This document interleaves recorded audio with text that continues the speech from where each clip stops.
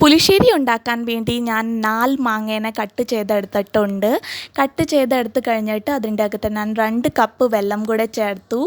ഞാനിവിടെ ഒരു മൺചട്ടിയിലാണ് ഉണ്ടാക്കുന്നത്. നിങ്ങൾക്ക് വേറെ ചട്ടിയിലും ഉണ്ടാക്കാം. മൺചട്ടിയിൽ ഉണ്ടാക്കിയാൽ ഇച്ചിരിയോടെ ടേസ്റ്റ് കിട്ടും.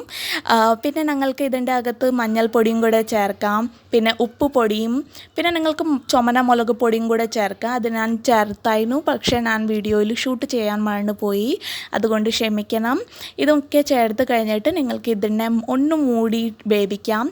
ഇച്ചിരി അങ്ങ് ബോയിൽ ആയി വരുമ്പോൾ നിങ്ങൾക്ക് ഇതിൻ്റെ അകത്തോട്ട് ഒരു കരിവേപ്പിലയുടെ ഇതളും കൂടെ എടുത്തിടാം. പിന്നെ അതിനെ പിന്നെയും മൂടി വെക്കണം. നല്ല സ്മെല്ലൊക്കെ വരാൻ തുടങ്ങും. ഈ സ്റ്റേജിൽ നിങ്ങൾക്ക് ഇതിൻ്റെ അകത്ത് ശർക്കര കൂടെ ആഡ് ചെയ്യാം. പിന്നെ ശർക്കര ആഡ് ചെയ്യുന്ന മാങ്ങയുടെ മധുരം നോക്കിയിട്ടാണ്.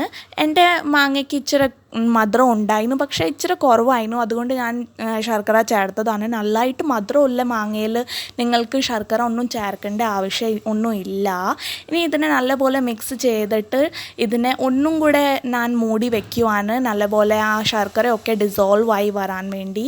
ഇനി നിങ്ങൾക്ക് ഞാൻ തുറന്ന് കാണിക്കാം. ഞങ്ങളുടെ കറിക്കൊക്കെ നല്ല ടേസ്റ്റും ഫ്ലേവറും ഒക്കെ വരാൻ തുടങ്ങി, നല്ല മണമൊക്കെ വരാൻ തുടങ്ങി.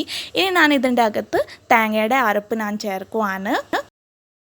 തേങ്ങയുടെ അരപ്പ് ഉണ്ടാക്കാൻ വേണ്ടി ഞാൻ മിക്സർ ജാറിൽ 1 കപ്പ് തേങ്ങ എടുത്തു. 4 പച്ചമുളകും ഉപ്പും മഞ്ഞളും പിന്നെ ജീരകവും ഞാൻ എടുത്തു. അതിനെ എല്ലാത്തിനും ഗ്രൈൻഡ് ചെയ്ത് ഞാനിവിടെ അരപ്പുണ്ടാക്കി.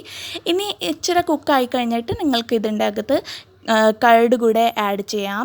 കർഡ് നല്ലതായിട്ട് ആഡ് ചെയ്ത് കഴിഞ്ഞിട്ട് അതിനെ നല്ലപോലെ മിക്സ് ചെയ്യണം.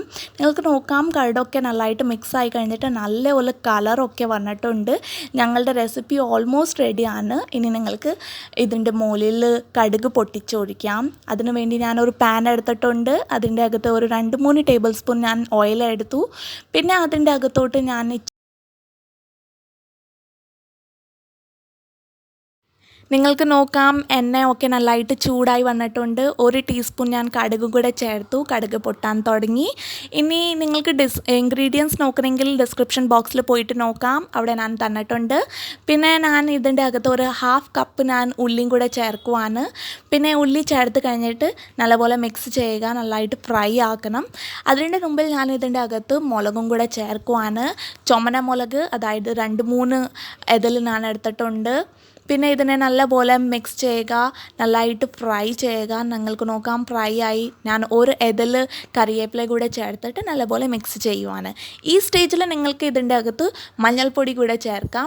ഞങ്ങളുടെ പിന്നെ കറിക്കൊക്കെ നല്ല കളർ കിട്ടും. ഞാനിവിടെ ചേർത്തിട്ടില്ല, ഞാൻ ആദ്യമേ ചേർത്തു, പക്ഷേ ആ സ്റ്റേജിൽ ചേർത്തെങ്കിൽ ഇച്ചിരിയോടെ നല്ല കളർ കിട്ടും.